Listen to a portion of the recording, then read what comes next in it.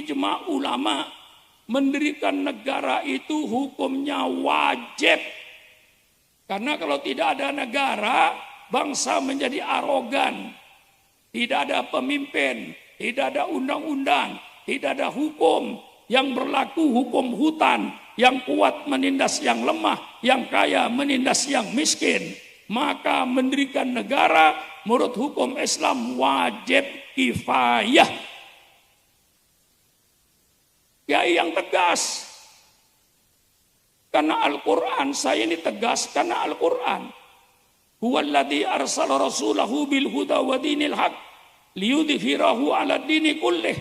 Dialah Allah yang mengutus utusannya dengan petunjuk dan agama yang benar, supaya agama dan petunjuk itu diperlihatkan kepada manusia, sehingga manusia bisa banding-banding ini politik dalam Al-Quran dibanding dengan politik-politik yang keluar dari otak manusia. Sedangkan otak manusia dipengaruhi oleh nafsunya, Quran dan hadis tidak ada dipengaruhi oleh nafsunya. Ini tata negara menurut Al-Quran. Kita perlihatkan kepada bangsa Indonesia. Saya cuma berkewajiban memperlihatkan politik Islam. Mau dipakai oleh bangsa Indonesia, persilakan. Tidak mau dipakai, persilakan. Syukran makmun, tidak menyesal. Wa ma alaina illal balaul mubin. Kewajiban saya cuma menyampaikan ini tata negara menurut Islam. Maka ketika Rasulullah mendirikan negara, Rasulullah tidak mengatakan Republik Madinah, tidak mengatakan Kerajaan Madinah, tidak mengatakan Konsultan Madinah, tidak berkata Khalifah Madinah. Rasul tidak menyebut bentuk negara, negara Madinah. Apakah bentuk kerajaan? Tidak. Apakah bentuk khilafah? Tidak. Apa bentuk republik presiden? Tidak. Apa bentuk kesultanan? Tidak. Karena bagi politik Islam, bentuk negara tidak penting, Pak Camat. Bentuk negara tidak penting. Yang penting isinya negara. Berapa banyaknya negara berbentuk republik dipimpin seorang presiden, tapi lebih kejam daripada kerajaan. Tapi berapa banyaknya kerajaan, tapi cara pemimpinannya lebih bagus daripada republik. Contohnya kerajaan Inggris, contohnya kerajaan Belanda, contohnya kerajaan Jepang. Jepang itu kerajaan, tapi cara hidup politiknya demokrasi. Berapa banyaknya negara demokrasi, tapi presidennya diktator. Tapi berapa banyaknya bentuk negara kerajaan, tapi pelaksanaannya republik. Subhanallah, subhanallah. Maka dalam Islam bentuk negara tidak penting. Yang penting isinya negara. Gelas bentuknya tidak penting, Kiai. Mau gelas segi 4, mau gelas pakai kaki, mau gelas bulat kayak bola. Bentuk gelas tidak penting. Yang penting isinya gelas. Paham? Paham? Paham? Bentuk negara tidak penting dalam politik Islam. Yang penting isinya negara itu. Mau bentuk kerajaan, persilakan. Yang penting perintah Allah jalankan, larangan Allah jalani. Mau bentuk bentuk republik kayak Indonesia, persilakan. Yang penting isinya perintah Allah jalankan, larangan Allah jauhi. Mau bentuk kesultanan kayak Malaysia, kayak Brunei, persilakan. Yang penting bukan bentuk negaranya, yang penting isi negara itu. Jalankan perintah Allah, jauhi larangan Allah. Mau bentuk khilafah, persilakan. Semuanya di Quran itu ada. Bentuk kerajaan, Allahumma malikal mulki tu'til mulka man tasha wa tanzi'ul mulka man tasha. Bentuk kerajaan, persilakan kayak Saudi Arabia. Yang penting jalankan perintah Allah, jauhi larangan Allah. Mau kayak kesultanan kayak Brunei, persilakan. Yang penting perintah Allah jalankan. larangan Allah jauhi. Mau bentuk republik kayak Indonesia, persilakan. Yang penting perintah Allah jalankan, larangan Allah jauhi. Mau bentuk khilafah, persilakan. Yang penting perintah Allah jalankan, larangan Allah jalankan. Itulah politik Islam. Bentuk negara tidak penting. Yang penting isinya negara. Paham? Paham? Saya cuma menampakkan ini Al-Quran. Mau dipakai oleh pemerintah Indonesia, persilakan. Mau tidak dipakai, persilakan. Saya tidak ada untuk memaksakan. Cuman saya ngasih tahu ini politik Islam. Nah, yang kedua yang penting bukan bentuk negaranya, tapi sifat pemimpinnya yang penting. Mau kerajaan, sifatnya siddiq, amanah, tabligh, fatonah. Raja yang jujur, raja yang amanah, raja yang transparan, yang menyampaikan kebenaran bukan kebohongan. Raja yang cerdas, raja yang pinter, bukan raja yang plonga-plongo. Tidak ngerti persoalan. Ini Islam. Mau khilafah persilakan kayak Brunei. Yang penting khalifahnya. Mau khilafah kayak Khulafaur Rasyidin persilakan. Yang penting khalifahnya bersifat siddiq, amanah, tabligh, fatonah. Mau kayak Brunei, kesultanan, persilakan. Yang penting sultannya siddiq, amanah, tabligh, fatonah. Mau republik kayak Indonesia, persilakan. Tidak bertentangan dengan Islam. Yang penting presidennya siddiq, amanah, tabligh, fatonah. Maka mari kita doakan Bapak Presiden kita, Bapak Prabowo. Kita doakan, ya Allah, mudah-mudahan menjadi presiden yang siddiq, presiden yang jujur. Kita doakan presiden kita mudah-mudahan menjadi presiden yang amanah, bukan presiden yang pengkhianat kepada rakyat. Mudah-mudahan Bapak Prabowo menjadi pemimpin yang tabligh, yang selalu transparan dengan rakyatnya. Mudah-mudahan Bapak Prabowo menjadi pemimpin yang cerdas. Kita doakan supaya kita pemimpin sesuai dengan Al-Qur'an, dengan sunnah Nabi, siddiq, amanah, tabligh, fatonah. Jadi yang penting isi negara, yang penting sifat pemimpinnya. Apa ada politik yang lebih bagus daripada politik Islam? Tolong carikan. Ini saya akan menampakkan ini politik yang dari Al-Quran. Bukan politik yang diciptakan oleh otak-otak manusia. Kalau politik yang diciptakan oleh otak-otak manusia tidak terlepas dari kepentingan-kepentingan. Tapi yang datang dari Quran tidak ada kepentingan. Hanya untuk mengatur supaya menjadi negara yang bagus. Apa tujuan bernegara menurut politik Islam? Imam Ghazali menggariskan tujuan politik Islam itu ada dua. Satu, siyasatuddin, politik agama. Yang kedua, siyasatuddin dunia, politik dunianya. Politik agama, pemerintah wajib menjaga agama yang ada. Sebab dengan terjaganya agama, moral bangsanya terjaga. Hancurnya agama, hancurnya mental masyarakatnya. Maka agama harus dijaga oleh pemerintah supaya kuat agama ini, jangan dipecah belah. Kalau agama mau dirusak, pemerintah hadir, turun tangan. Kita negara Pancasila. Ketuhanan yang Maha Esa merupakan sila yang pertama.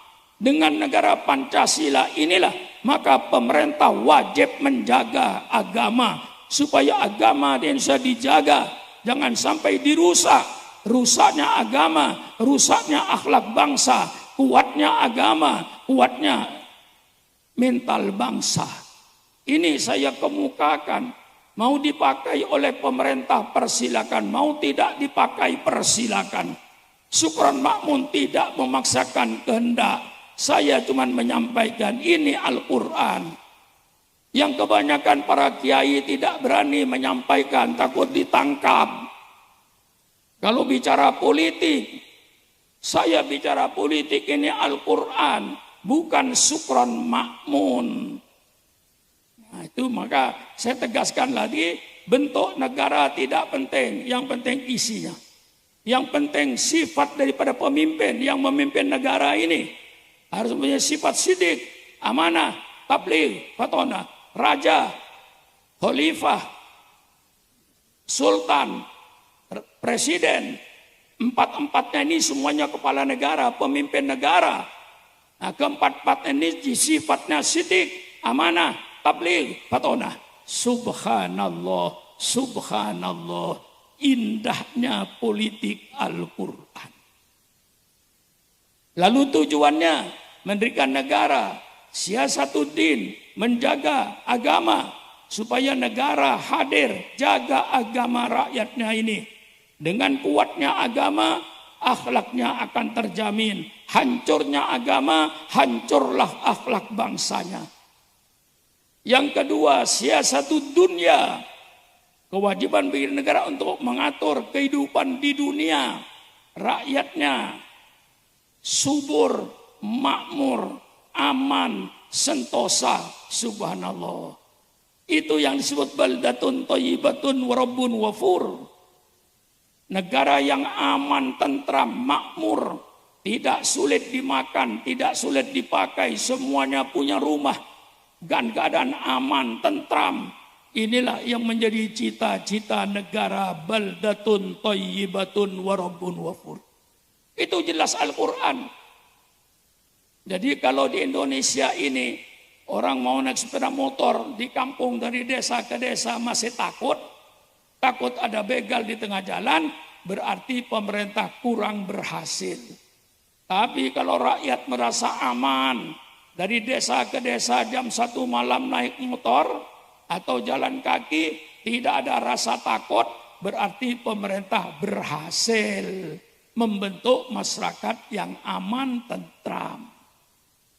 Kalau masih ada rakyat yang mati kelaparan, berarti pemerintah kurang berhasil. Kalau ada rakyat yang masih telanjang, berarti pemerintahnya kurang berhasil. Kalau masih ada rakyat yang ketakutan, berarti pemerintahnya belum berhasil. Pemerintah harus menciptakan rakyat adil, makmur, subur, makmur, damai, tentram. Tidak ada rasa takut. Barulah ini kewajiban negara. Jadi rakyat tahu bahwa kewajiban negara itu dua. Satu, menjaga agama. Dua, menjaga kehidupan masyarakatnya. Hidup dengan adil, hidup dengan makmur, hidup dengan aman, hidup dengan damai. Inilah cita-cita kita bernegara. Subhanallah, subhanallah, indahnya politik Islam ini. Mari adakan diskusi antara politik Islam dan politik otak manusia. Saya siap dengan Al-Quran dan Sunnah Nabi untuk menyampaikan di politik daripada Islam. Saya sampaikan ini malam ini sebagai kewajiban saya untuk memperlihatkan ajaran Allah. Saya wajib memperlihatkan kepada bangsa ini ajaran Allah. Saya tidak punya hak untuk memaksakan. Pemerintah mau makai, alhamdulillah. Tidak mau makai pun, saya alhamdulillah sudah saya sampaikan. Wa ma alaina illal balaul mubin. Sebagai terakhir, pilar-pilar menuju kepada baldatun thayyibatun wa rabbun ghafur. Islam mempunyai cara politik dalam Islam untuk menuju baldatun thayyibatun wa rabbun ghafur. Yang pertama, wasyawirhum fil amri. Hai Muhammad, engkau nabi, engkau rasul, tapi kau bermusyawarah dengan sahabat-sahabatmu. Nabi disuruh musyawarah, apalagi yang bukan nabi. Nabi disuruh musyawarah. Raja bermusyawarah, sultan bermusyawarah, khalifah bermusyawarah, presiden bermusyawarah. Jangan ada keputusan pribadi. Keputusan pribadi memberikan pintu untuk otoriter. Ini jelas. Katakan Republik. Ketika dipimpin oleh Bung Karno katanya diktator. Pindah ke pemimpinan pada Pak Harto katanya diktator. Pindah masih ada bau diktatornya.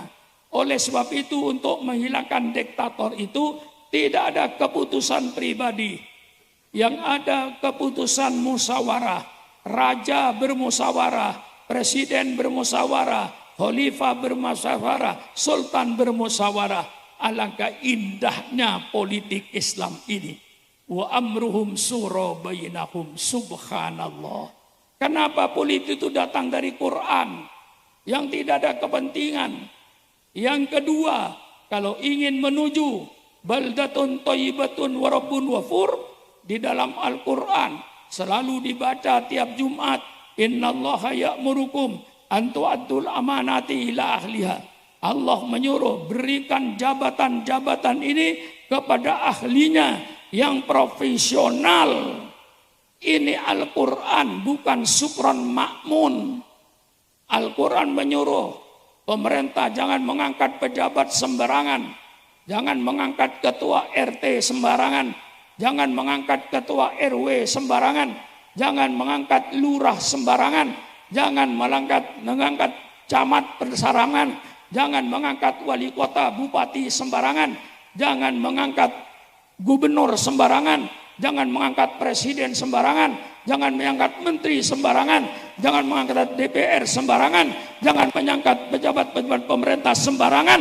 Tapi angkatlah pejabat pemerintah yang profesional. Quran. Bagaimana? Bagaimana? Bongkar Quran ini. Kasih tahu ini Quran. Mau dipakai alhamdulillah, tidak dipakai syukron makmun sudah menyampaikan. Paham? Paham? Masa mau ditangkap? Menyampaikan pendapat. Apalagi pendapat Quran ini. Nah, yang ketiga, supaya negara ini menuju baldatun thayyibatun rabbun ghafur, keadilan. Dan di setiap Jumat dibaca, wa idza hakamtum bainan nas an tahkumu bil adli. Kalau kau menetapkan hukum di antara menetapkan hukum yang adil. Jangan tebang pilih. Semua manusia depan hukum sama. Bukan profesor-profesor dari Amerika yang meletakkan manusia depan hukum sama. Bukan profesor-profesor dari Eropa. Bukan profesor-profesor dari Asia ahli hukum yang meletakkan manusia depan hukum sama.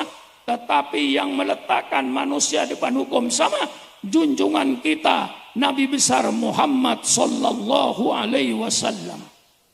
Baca kitab Riyadhus Shalihin. Ketika seorang wanita dari golongan Al-Mahzumiyah mencuri, di mana harus dipotong tangannya. Tokoh-tokoh Quraisy pada bingung. Masa anak orang gede mau dipotong tangannya? Kemudian mereka mengutus Usama bin Zaid untuk menghadap Rasulullah. Usama bin Zaid termasuk sahabat yang dicintai oleh Rasulullah sallallahu alaihi wasallam. Usama kau menghadap Rasulullah, apa ada hukum selain potong tangan? Usama menghadap Rasulullah sallallahu alaihi wasallam. Dia ceritakan bahwa yang mencuri anaknya orang gede. Masa mau dipotong tangannya? Apakah ada hukum selain potong tangan ya Rasulullah? Rasulullah berdiri. Menyambut Usama, ya Usama. Qad halaka man kana qablakum. Wahai Usama, telah hancur bangsa-bangsa sebelum kamu dahulu. Mengapa bangsa itu hancur? Idza saraka fihim as-sarifu tarakuhu. Kalau yang nyolong orang gede, dia biarkan, bahkan dilindungi, disimpan di hotel-hotel, supaya tidak ketangkap polisi. Ini yang terjadi di Indonesia. Wa idza saraqa fihim ad-dha'ifu aqamul had. Kalau yang nyolong rakyat kecil, semuanya teriak tegakkan hukum, tegakkan hukum, tegakkan hukum. Untuk maling ayam, untuk koruptor-koruptor kelas kakap, malah dibiarkan bahkan dilindungi. Ini hancurnya suatu negara. Kemudian Rasulullah bersabda, "Lau anna Fatimah binta Muhammadin saraqat laqatatu yadaha." Seandainya Fatimah anak kandung saya nyolong, pasti saya potong tangannya, walaupun anak Nabi. Tidak ada perbedaan. Inilah Rasulullah yang meletakkan manusia depan hukum sama. Mudah-mudahan pidato saya didengar oleh kepala polisi. Mudah-mudahan pidato saya didengar oleh Jaksa Agung. Mudah-mudahan pidato saya didengar oleh Mahkamah Agung. Dan mudah-mudahan apa yang saya pidatokan didengar oleh Bapak Kapolri. Supaya kita tegakkan hukum yang adil. Jangan tebang pilih, semuanya depan hukum sama. Ini pilar-pilar menuju baldatun thayyibatun wa rabbun ghafur menurut Al-Quran, bukan sukron makmun. Yang terakhir, untuk menuju pilar baldatun thayyibatun wa rabbun ghafur, ini Al-Quran yang bicara, bukan sukron makmun. Alladzina immakannahum fil ardi aqamus shalah wa atuz zakah wa amaru bil ma'ruf wa nahaw 'anil munkar. Orang-orang yang diberi kedudukan oleh Allah, orang-orang yang dikasih jabatan oleh Allah, orang-orang yang dikasih tempat, dikasih kursi oleh Allah, hendaknya tunaikan sholat, keluarkan zakat, dan amar ma'ruf nahi mungkar. Ketua RT-nya amar ma'ruf nahi mungkar. Ketua RW-nya amar ma'ruf nahi mungkar. Lurahnya amar ma'ruf nahi mungkar. Camatnya amar ma'ruf nahi mungkar. Bupatinya, wali kotanya amar ma'ruf nahi mungkar. Gubernurnya amar ma'ruf nahi mungkar. Presidennya amar ma'ruf nahi mungkar. Menteri-menteri dan DPR dan pejabat-pejabat negara semuanya amar ma'ruf nahi mungkar. Baru tertuju baldatun thayyibatun wa rabbun ghafur. Bagaimana akan terwujud baldatun thayyibatun wa rabbun ghafur kalau di antara pejabat pemerintahnya ikut menjual narkoba? Bagaimana akan terjadi baldatun thayyibatun wa rabbun ghafur kalau di antara pejabatnya membekengin penjudian, membekengin perzinaan, membekengin perjudian, membekengin mabuk-mabukan? Hancur negara ini. Subhanallah. Indahnya Al-Quran ini. Ini tidak dibongkar, ditutup-tutupin, malah dilarang. Dulu yang melarang kiai bicara politik itu Belanda. Mengapa? Karena Belanda ingin memperpanjang penjajahannya. Jadi oleh Belanda masjid tidak usah jadi tempat politik. Pertemuan-pertemuan tidak usah bicara politik. Subhanallah, ini Belanda. Sekarang kita sudah merdeka. Mau bicara politik di masjid persilakan. Mau bicara politik di perkawinan persilakan. Asal jangan merusak tatanan negara. Betul apa tidak? Yang dilarang itu ekstremis itu. Ya, yang meledakkan bom itu yang tidak benar. Meletakkan bom di masjid, meledakkan bom di pasar, meledakkan bom itu bukan ajaran Islam. Teroris itu. Dalam Islam tidak ada ajaran teroris. Semua ajaran damai. Sampaikan ajaran Islam. Kayak syukran makmun malam ini. Ini politik Islam. Alangkah indahnya kalau ini dilaksanakan. Politik Islam ini. Jadi pilar-pilar untuk menuju baldatun thayyibatun, Quran menyediakan. Musyawarah itu yang pertama. Tidak ada keputusan pribadi raja. Tidak ada keputusan pribadi presiden. Tidak ada keputusan pribadi sultan. Tidak ada keputusan pribadi khalifah. Tidak ada keputusan pribadi presiden. Semua keputusan hasil musyawarah. Politik Islam tidak ada tanpa musyawarah. Yang kedua, pejabat-pejabatnya yang profesional, yang perdagangan betul-betul orang ahli dagang, yang industri ahli industri, sehingga semuanya profesional. Yang ketiga, keadilan. Yang keempat, semua pejabat bersama ulama. Ayo, amar ma'ruf nahi mungkar. Inilah garis besarnya politik dalam Islam yang saya sampaikan. Tentu bicara politik itu panjang. Nah, maka kita bicara maulid, bicara perjuangan Rasulullah. Bagaimana Rasulullah berjuangnya, pahitnya jadi nabi. Kita ceritakan agar kita lebih cinta. Lalu apa peradaban, apa ajaran yang dibawa. Inilah Islam mengadakan perubahan peradaban. Peradaban politik dirubah oleh Al-Quran. Dari peradaban jahiliyah menjadi peradaban Al-Quran. Ini yang dibawa oleh Rasulullah. Rasulullah tidak membawa agama baru. Ini kadang-kadang Pak Camat, kalau orang ditanya siapa yang membangun Islam, Nabi Muhammad. Keliru. Yang membangun Islam itu 25 Rasul. Mulai Nabi Adam pembangunan Islam. Semua Nabi membawa satu agama, agama Islam. Nabi Nuh agama Islam. Nabi Ibrahim agama Islam. Nabi Musa agama Islam. Nabi Isa menurut Al-Quran agama Islam. Nabi Muhammad agama Islam. Nabi Muhammad itu yang menyempurnakan agama Islam. Tidak membawa agama baru. Dengan datangnya Rasulullah, pembangunan Islam selesai. Karena pembangunannya selesai, diresmikan oleh Allah sebagai agama internasional. Tidak ada satu cita-cita, tidak ada satu kemauan yang akan berhasil tanpa adanya pengorbanan.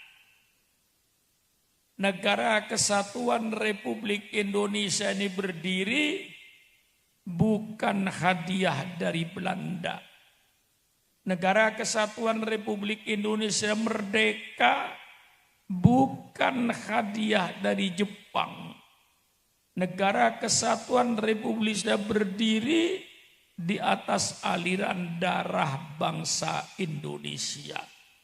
Negara Kesatuan Republik Indonesia berdiri di atas tetesan dan aliran air mata bangsa Indonesia.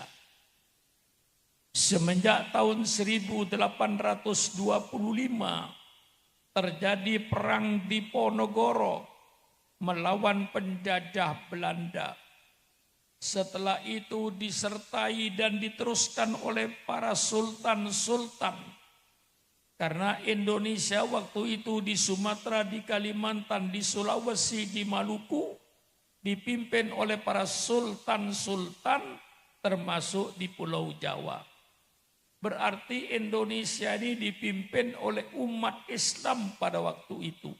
Karena sultan-sultan sepanjang Pulau Sumatera, Sultan Pontianak, juga termasuk di Kalimantan, Kalimantan Timur, termasuk di Sulawesi, Sultan Boni, termasuk di Maluku, Sultan Ternate, dan di Jawa, sultan-sultan yang menguasai Indonesia ini bergerak. Walaupun diadu domba satu dengan yang lain, tetapi tetap mereka bergerak melawan Belanda. Yang akhirnya alhamdulillah Indonesia merdeka di atas aliran darah dan cucuran air mata bangsa Indonesia. Alhamdulillah pula Umat Islamlah yang terbesar. Pengorbanannya terhadap negara ini. Saya tidak menghilangkan kelompok-kelompok yang lain, tapi yang terbesar adalah umat Islam yang mendirikan NKRI ini. Kalau saudara bertanya kepada saya, mana buktinya Pak Kiai? Kalau umat Islam terbesar kontribusinya terhadap NKRI ini, saya tinggal menjawab secara fakta. Persilakan pemerintah adakan sensus kuburan. Alhamdulillah Pak Camat, Pak Lurah, setiap kabupaten di Indonesia mesti ada Taman Pahlawan. Di Tangerang ada Taman Pahlawan, di Pandeglang ada Taman Pahlawan, di Serang ada Taman Pahlawan. Sampai ke Sukabumi, Cianjur, Tasikmalaya, sampai Jawa Tengah, Jawa Timur, setiap kota kabupaten ada Taman Pahlawannya. Tolong sensus kuburan Taman Pahlawan itu. Tanya siapa yang telentang di kuburan Taman Pahlawan itu. Nama siapa, agama apa, nama siapa, agama apa, nama siapa, agama apa. Saya yakin 99% darahnya umat Islam untuk NKRI. Maka siapapun yang menjadi pemimpin bangsa di Indonesia ini wajib tahu sejarah bangsanya supaya tidak ngawur. Kalau tidak tahu sejarah bangsanya bisa ngawur. Kalau tahu sejarah bangsanya, oh umat Islam yang terbesar pengorbanannya untuk NKRI. Tidak perlu umat Islam dicurigai. Sudah bukti. Seandainya bukan karena toleransinya para ulama, NKRI ini tidak ada. Saya baca sejarahnya.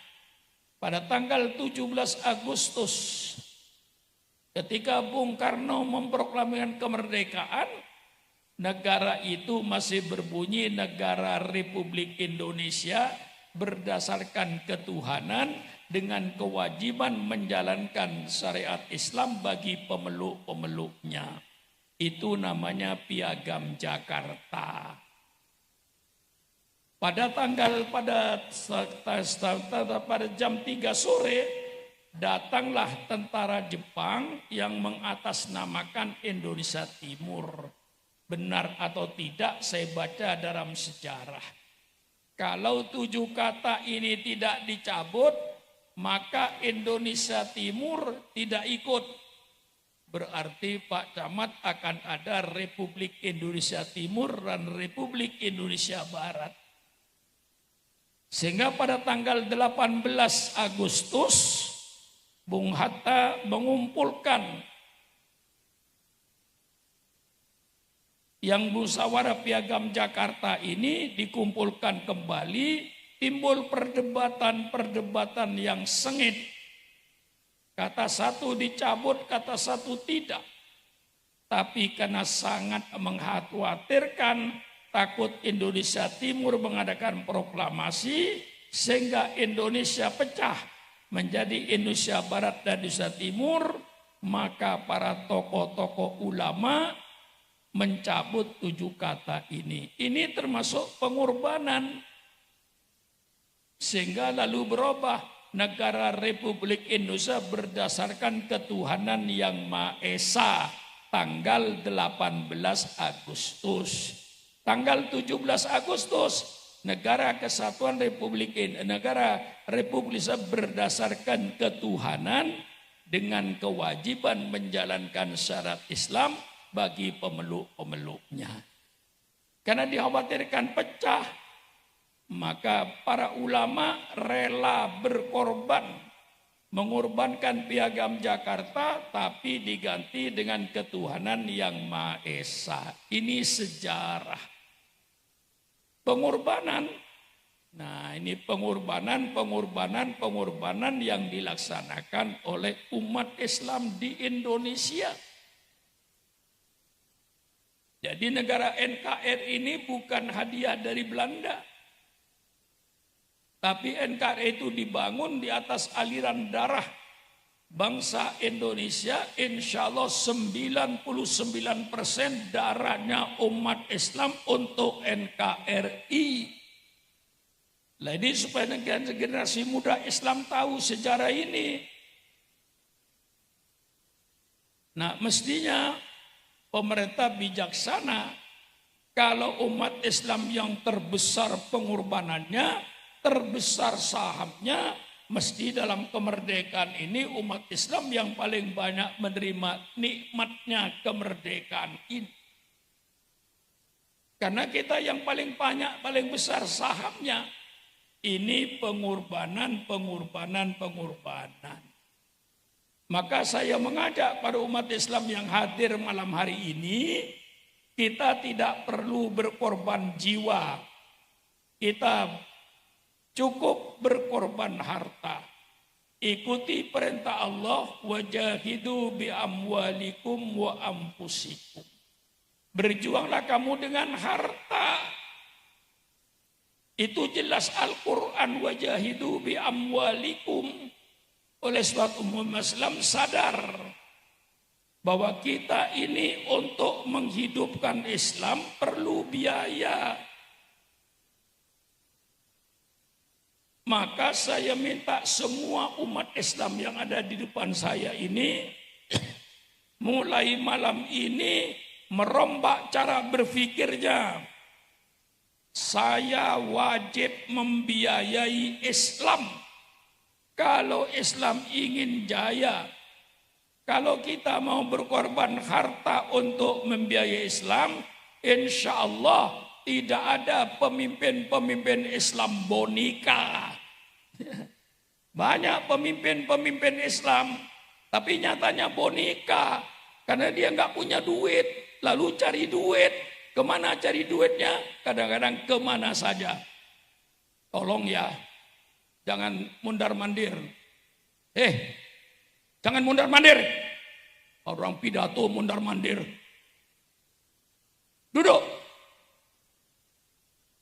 Kalau mau tidak ngaji di belakang. Jangan duduk di depan.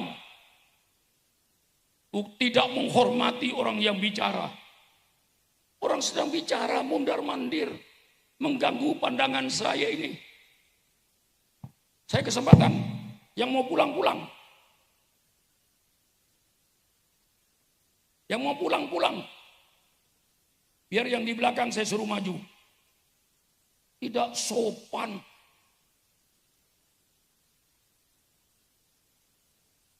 Mengganggu saya. Duduk pergi, duduk pergi. Ayo saya kasih kesempatan sekarang. Yang mau pergi, pergi. Ayo, pergi.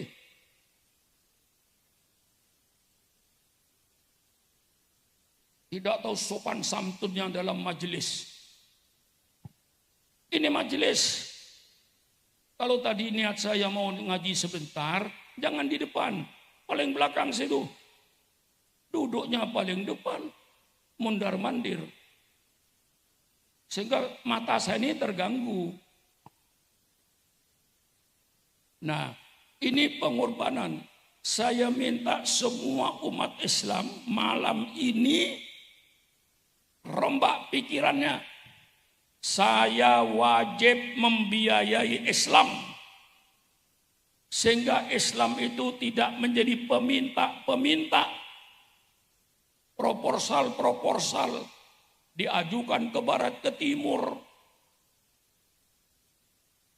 Umat Islam ini cukup kuat kalau kita sadar bahwa kita selaku umat Islam wajib membiayai Islam.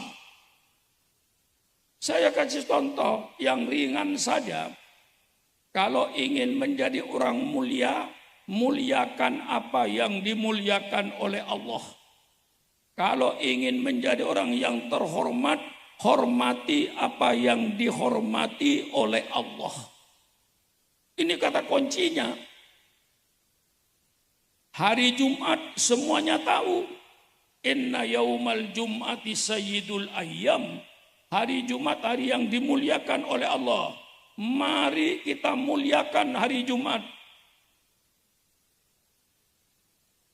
Setiap hari Jumat kita harus membiayai Islam. Khususnya misalnya saya anjurkan pada perokok-perokok yang merokok. Tolong kalau hari Jumat 1 hari berhenti merokok. Hari Jumat jangan merokok.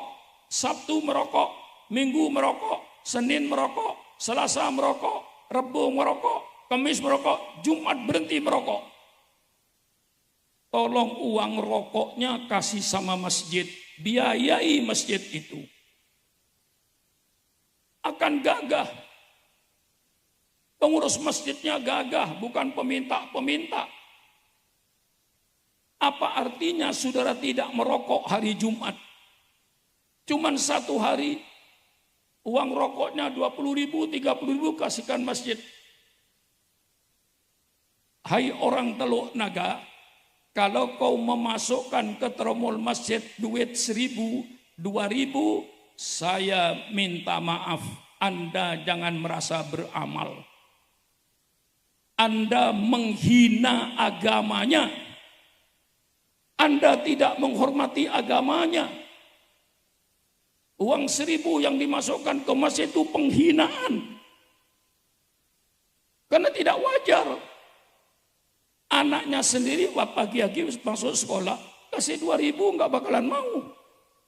Kok dikasih masjid? Nah ini saya minta supaya Islam jaya. Ibu-ibu biasakan berkorban. Habis belanja, sisanya letakkan. Habis belanja letakkan, habis belanja letakkan. Jumat pagi buka. Katakan ada 30.000. Titip sama suaminya.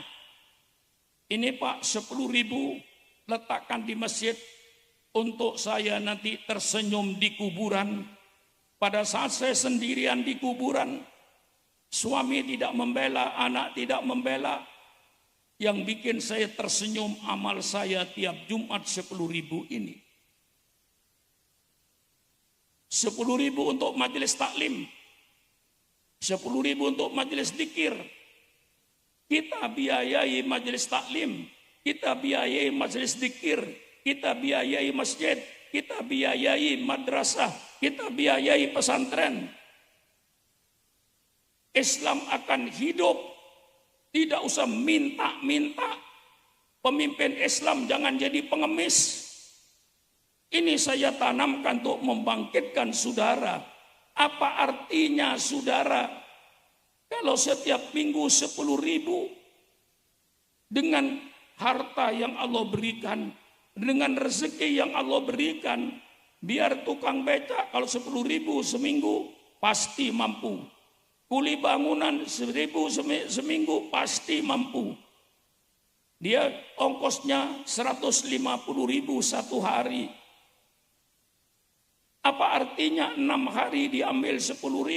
Kalau ada kesadaran bahwa saya wajib menghidupkan Islam, untuk menghidupkan Islam perlu biaya, maka saya wajib membiayai Islam. Paham apa tidak? Paham apa tidak? Paham apa tidak? Baru Islam jaya. Baru tokoh Islam, pemimpin Islam gagah. Tidak menjadi pengemis dengan proposalnya. Minta bantuan kemana-mana. Salah-salah minta bantuan ke Yahudi. Akhirnya taat sama Yahudi. Bukan taat kepada Quran. Bukan taat kepada sunnah. Ini terjadi saudara-saudara. Oleh sebab itu, kita memperingati maulid. Apa perubahannya? Kalau tidak ada perubahan, mengapa mengadakan peringatan maulid? Kita supaya ada perubahan peringatan maulid ini. Supaya semuanya sadar, supaya ibu-ibu sadar. Rasulullah sallallahu alaihi wasallam bersabda, al-kayyisu man dana nafsahu wa amila lima ba'dal maut. Orang yang berakal, orang yang bijaksana, ada orang yang berbuat untuk nanti setelah mati. Itu orang yang berotak. Kalau saudaranya berbuat untuk hidup, untuk hidup, untuk hidup, untuk hidup saja, itu orang yang tidak berotak. Orang yang berotak, nanti setelah saya mati, saya berada di kuburan. Nanti hari kiamat saya dibangkitkan oleh Allah, akan digiring kepada mahsyar untuk dihitung perbuatan kita, imma ke surga, imma ke neraka. Amal kita yang akan menggiring kita ke surga. Oleh sebab itu, yang paling setia kepada kita adalah amal soleh. Bukan suami, bukan istri, bukan anak. Itu mungkin setia, tapi setianya terbatas.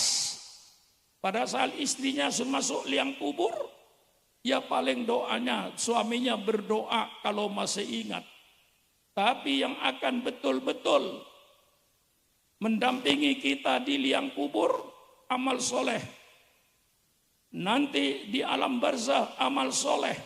Amal soleh tidak akan lepas dari kita sampai kita berada di pintu surga. Siapa kawan yang paling setia? Amal soleh. Bukan suami, bukan istri, bukan anak. Yang paling setia amal soleh. Saudara di kuburan sudah didampingi oleh amal solehnya. Di alam barzah didampingi amal solehnya. Di padang mahsyar amal solehnya. Saudara lewat di Siratul Mustaqim amal solehnya. Sampai di pintu surga baru amal soleh berkata, hai hamba Allah, sampai di sini kau hantar sampai masuk pintu surga. Subhanallah, subhanallah. Siapa yang akan mengantar Anda ke pintu surga? Adalah amal soleh. Maka orang yang berakal, orang yang berotak, kata Nabi, orang yang berbuat untuk nanti setelah mati. Bukan hanya berbuat untuk hidup itu boleh saja. Berbuat untuk hidup di dunia persilakan. Tapi jangan lupa berbuatlah kau amal soleh untuk nanti setelah mati. Ini saya peringatkan kepada saudara-saudara. Supaya peringatan maulid ada perubahan, ada perubahan. Ibu-ibu yang biasanya tidak, yang cuek, sekarang mulai menabung. Sehari 1.000, 2.000, sisa daripada belanja. Kemudian titipkan ke masjid, berikan kepada yayasan, berikan kepada majelis dzikir, berikan kepada majelis taklim. Majelis taklim hidup, majelis dzikir hidup, pesantren hidup, masjid hidup. Kita yang membiayai supaya tidak dipermainkan oleh orang lain. Ya, ini peringatan saya supaya ada perubahan setelah maulid ini. Pengorbanan ini kita baca sejarahnya Rasulullah. Malam ini saya menceritakan pahitnya Nabi Muhammad jadi nabi. Kalau orang bercerita tentang enaknya Nabi Muhammad jadi nabi, saya akan menceritakan pahitnya Nabi Muhammad jadi nabi. Supaya kita lebih cinta lagi pada Rasulullah. Rasulullah berjuang hanya untuk menyelamatkan kita dari api neraka. Rasulullah pahit dalam berjuang. Mau berdakwah ke Taif, bukan diterima oleh mereka, oleh orang Taif, dikasih kopi, dikasih teh, tapi dilemparin batu sampai Nabi Muhammad luka. Malaikat Jibril tidak terima, mau menawarkan jasa. Hai Rasulullah, angkat tanganmu, minta kepada Allah agar penduduk Taif ini mati, kami himpit dengan bukit-bukit yang ada ini. Kami para malaikat siap untuk bergerak. Tinggal kau angkat tangannya. Nabi Muhammad SAW menjawab, wahai malaikat, bukan itu yang saya minta. Saya diutus kepada mereka. Kalau mereka mati, pada siapa saya yang diutus? Allahumma hdi qaumi fa innahum la ya'lamun. Ya Allah, berikanlah kepada umat di Taif itu hidayat. Sesungguhnya mereka menyakitin saya karena mereka tidak tahu dan tidak mendapat hidayat. Orang yang menyakiti dia didoakan baik pada Rasulullah. Mencari orang kayak Rasulullah itu tidak ada. Orang berbuat baik kepada dia, dia doakan dengan baik. Subhanallah, subhanallah. Nabi berjuang dari awal, dari pintu ke pintu, karena mereka itu dimusuhi oleh orang-orang kafir Quraisy. Dia diancam dengan pembunuhan, dengan penyiksaan. Sayyidina Bilal radhiyallahu anhu diikat tangannya, ditarik di tengah-tengah padang pasir, perutnya dikasih batu, supaya mereka menjadi kafir lagi, kembali kepada agama jahiliyah. Tapi kekerasan dan kekejaman tidak menggoyangkan imannya daripada Sayyidina Bilal. Dia ditarik di tengah-tengah padang pasir, perutnya dikasih batu, tapi dia tetap berkata, Ahad, Ahad, Ahad, Allah yang Maha Esa. Dengan pembunuhan, dengan kekejaman, dengan penyiksaan, tapi ternyata tidak mampu untuk memadamkan api Islam. Api Islam yang mulai menyala di dadanya para sahabat semakin besar untuk menerangi kegelapan-kegelapan kota Mekah. Akhirnya kafir Quraisy merubah politiknya dengan politik embargo ekonomi.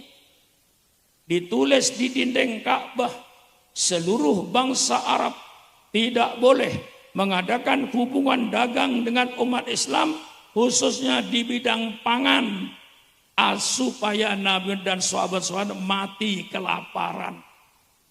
Jadi embargo ekonomi ini bukan politik modern, politik jahiliyah. Jadi kalau Amerika Serikat mengembargo ekonomi terhadap Irak, terhadap Libya, saya katakan, hai bangsa Libya dan bangsa Irak, bukan kalian yang pertama kali merasakan embargo ekonomi. Nabimu 1400 tahun yang lalu sudah merasakan embargo ekonomi. Jadi embargo ekonomi itu bukan politik modern, politik sejak zaman jahiliyah. Ini pahitnya Rasulullah jadi Rasul. Karena dengan embargo ekonomi tidak berhasil, akhirnya bangsa Quraisy merubah lagi politiknya dengan politik damai. Pamannya Abu Thalib didatangi oleh orang-orang kafir Quraisy. Hai Abu Thalib, engkau kan pamannya Muhammad. Coba tanya sama ponakanmu maunya apa. Kalau Muhammad ingin jadi raja, kami siap untuk mengangkat Muhammad jadi raja. Asal dengan syarat berhenti jadi nabi, berhenti menjalankan agamanya. Abu Thalib tanya sama ponakanmu Muhammad itu maunya apa. Kalau dia ingin menjadi orang kaya, kami siap menyerahkan kekayaan kami kepada Muhammad, sehingga Muhammad menjadi orang yang terkaya di kota Mekah ini. Dengan syarat berhenti menjalankan agamanya, berhenti jadi nabi. Kami jadikan dia orang kaya. Jadi yang namanya money politik, Pak Camat, bukan politik baru. Politik kuno.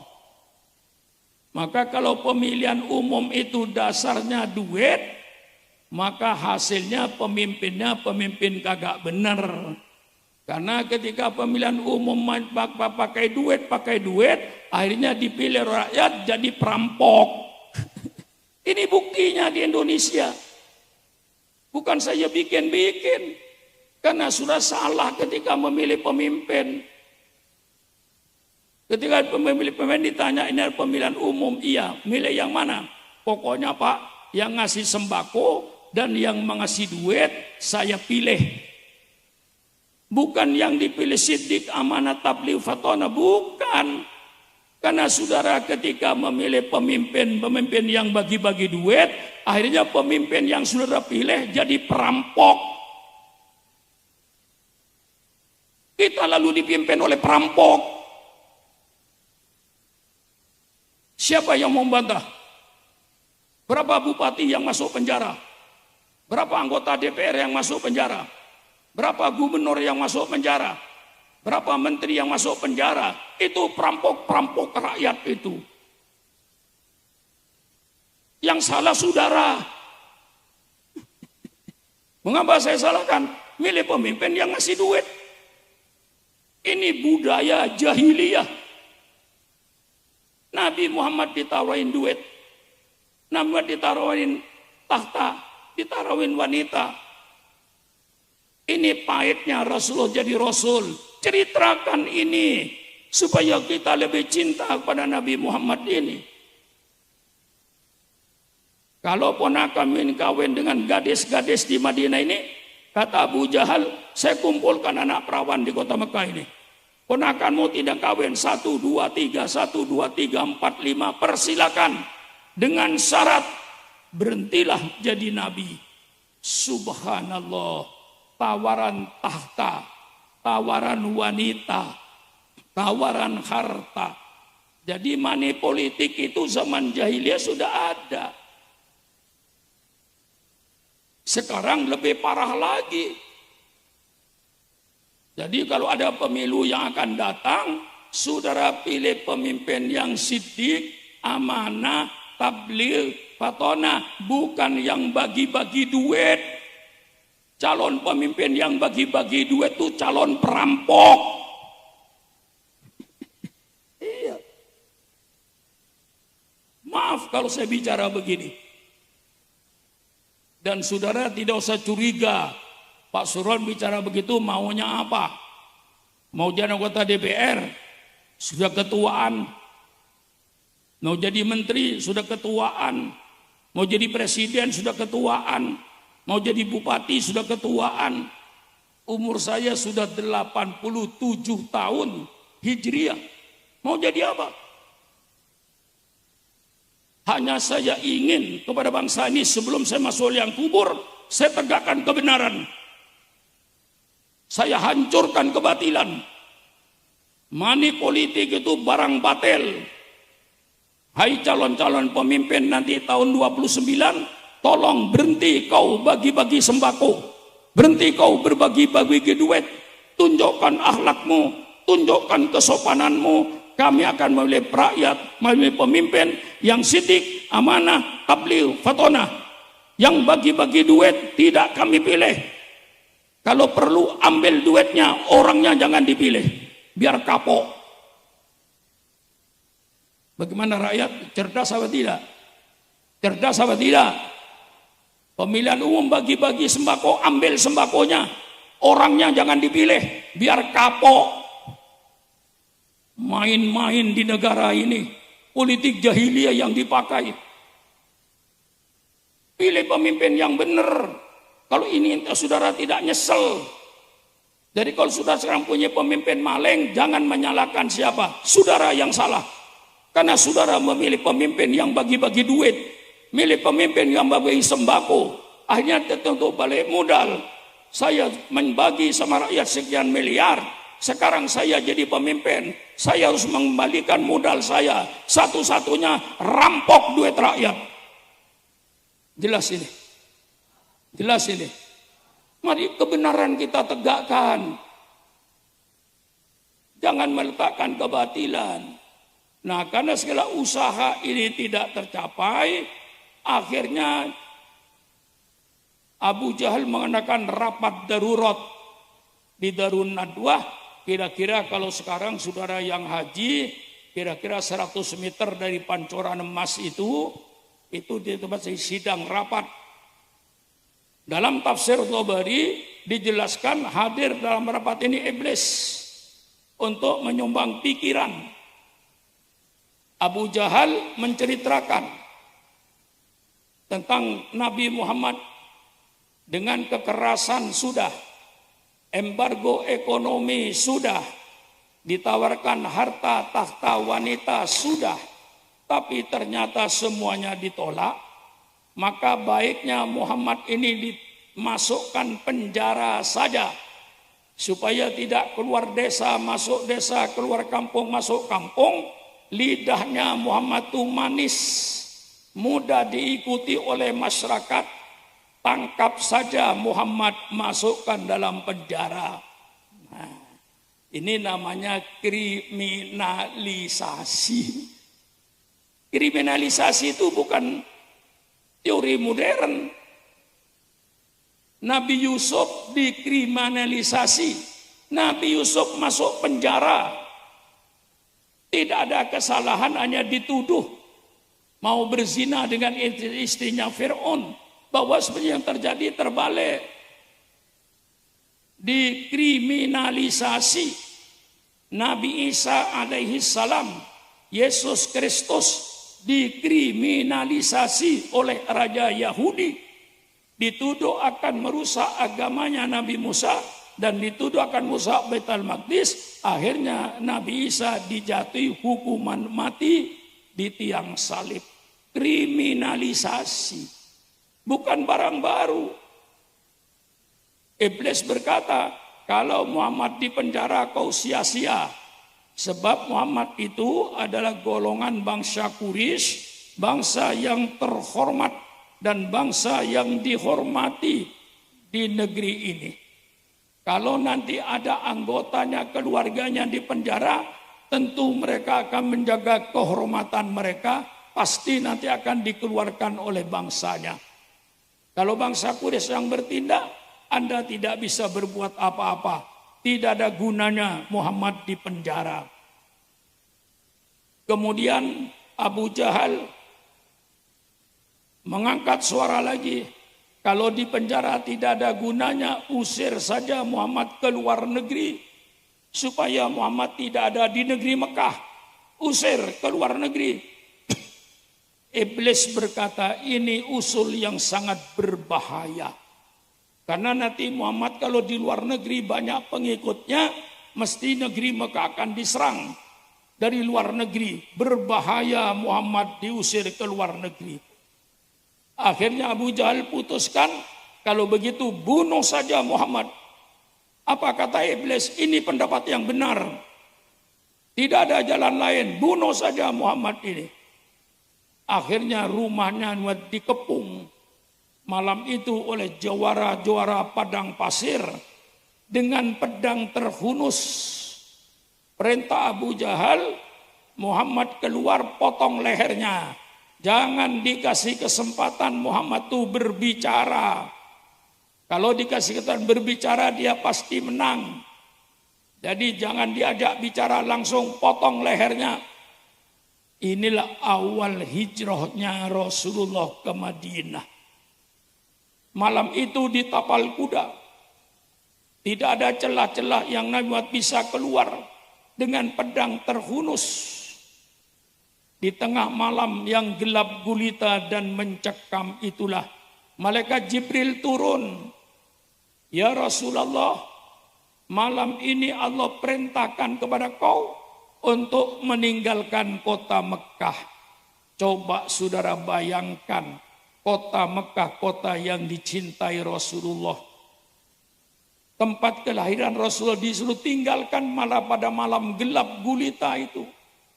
Dengan isyarat dari Allah Subhanahu wa taala, Nabi ngambil pasir, baca ayat kursi, baca qul huwallahu ahad, qul a'udzu falaq, qul a'udzu nas, kemudian baca sebagian surat Yasin, wa ja'alna min baini aydihim sadda wa min khalfihim saddam fa'usainahum fahum la yubsirun. Mereka tertidur semua.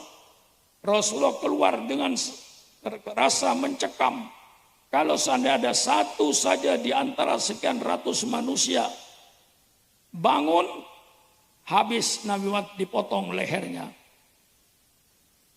Langsung ke rumahnya Abu Bakar Siddiq radhiyallahu an. Abu Bakar Siddiq heran, tengah malam ada apa Rasulullah? Rasulullah katakan, hai Abu Bakar Siddiq, malam ini saya dan kau diperintahkan oleh Allah untuk meninggalkan kota Mekah ini dalam keadaan gelap yang menakutkan. Sayyidina Abu Bakar tidak memikirkan rumahnya, Sayyidina Abu Bakar tidak memikirkan hartanya, Sayyidina Abu Bakar tidak memikirkan keluarganya. Kalau ini memang perintah Allah, ya Rasulullah, mari kita tinggalkan kota Mekah ini. Subhanallah, di tengah malam yang gelap.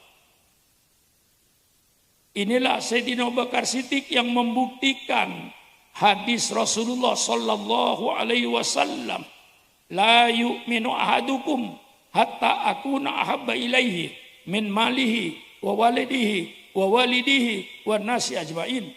Tidak sempurna iman seseorang sehingga aku, kata Rasulullah, lebih dicintai olehnya daripada anaknya, daripada hartanya, daripada bapaknya, daripada semua manusia yang ada. Kecintaan kepada Rasul di atas segala kecintaan yang ada. Saya tidak melarang bapak mencintai istrinya, saya tidak melarang istri mencintai bapak, dan saya tidak melarang bapak dan ibu mencintai anaknya.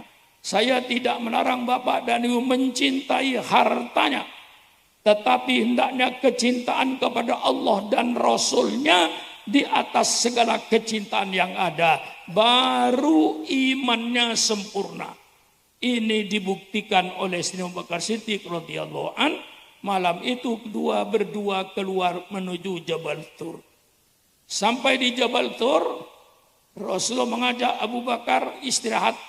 Abu Bakar istirahat di sini dulu di Gua Tur. Pada malam yang mencekam, malam yang diancam pembunuhan. Pagi Abu Jahal datang ke rumahnya Rasulullah. Langsung yang ditanya, mana kepalanya Muhammad? Mereka menjawab, Muhammad belum keluar. Tidak mungkin Muhammad sebelum subuh sudah keluar.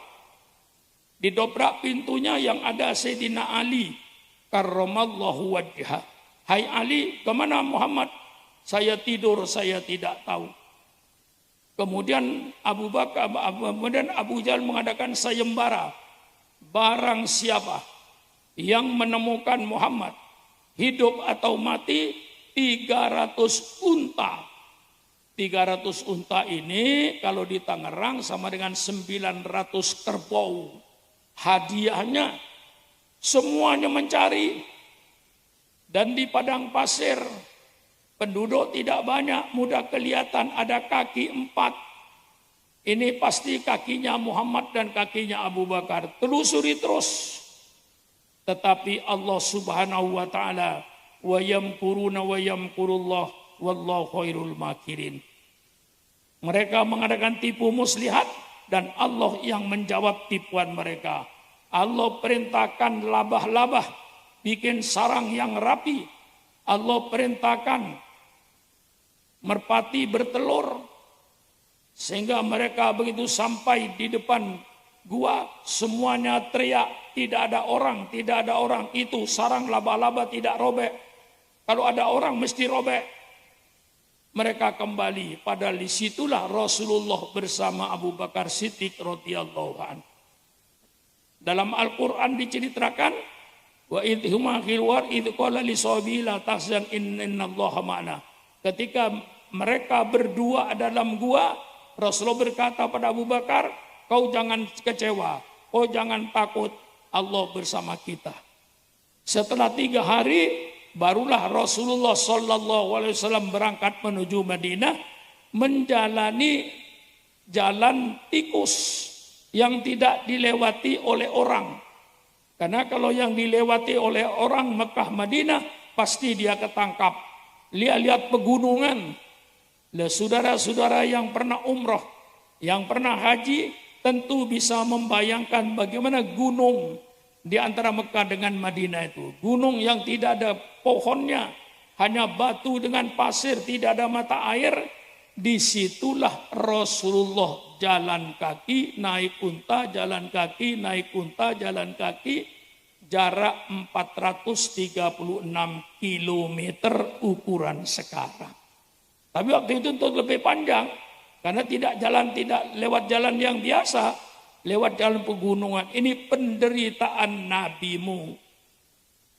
Setelah sampai di Madinah disambut oleh orang-orang di Madinah dengan lagu yang sudah baca ketika marhabanan tadi, tola al badru alaina min thaniyatil wada wajaba syukru alaina ba'da alillah.